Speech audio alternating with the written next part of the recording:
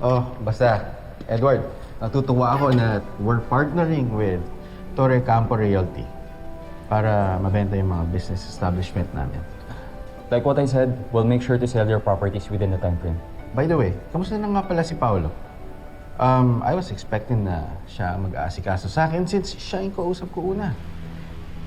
Is he unavailable? I heard kasi na he's the best sa company niyo. I am just as capable as Paolo. Even more capable. Dahil ako seryoso, loyal, ginagawa ko yung trabaho ko, at hindi ako manloloko.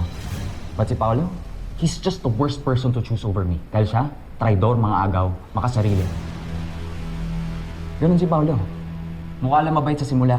Pero pag nakuha ka niya, bigla ka niyang bibitawan. He's two-faced. Wait, he's your brother.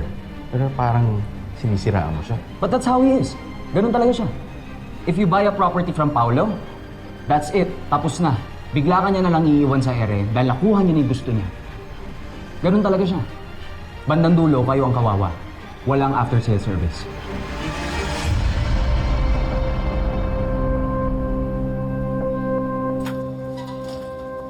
Hoy, ang bango ah, may adobo.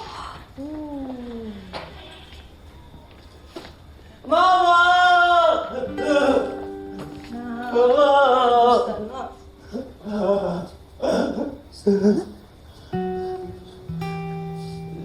Uwi na ikaw ulit dito, Mama.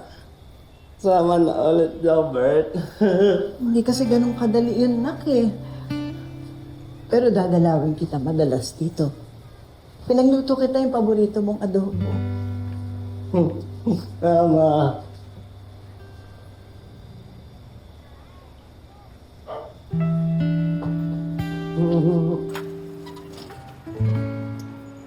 Ma, sigurado po ba kayo hindi kayo magta-taxi? Ayos lang, wala naman problema. Malapit lang naman yung sasakyan dito eh. Kumusta naman yung pakitungo ni Papa sa'yo?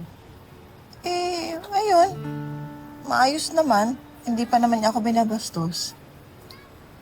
Ay, naku. Pasensya ka na, anak, ha. Alam ko na kinukumplika ko yung buhay natin, eh. Pero, alam ko namang nahihirapan ka na. Totoo po. Pero, nakahanap na ako ng katuwang sa lahat, Ma. Ano? Kakasal na ako kay Paolo. Paulo? Si Sir Paulo Torrecampo? Ako, anak. Natupad na rin yung pangarap mo na may mag-commit sa'yo. Kagaya nung hinahangad mo. Importanteng bagay ito sa buhay mo, anak. Kailangan paghandaan natin ito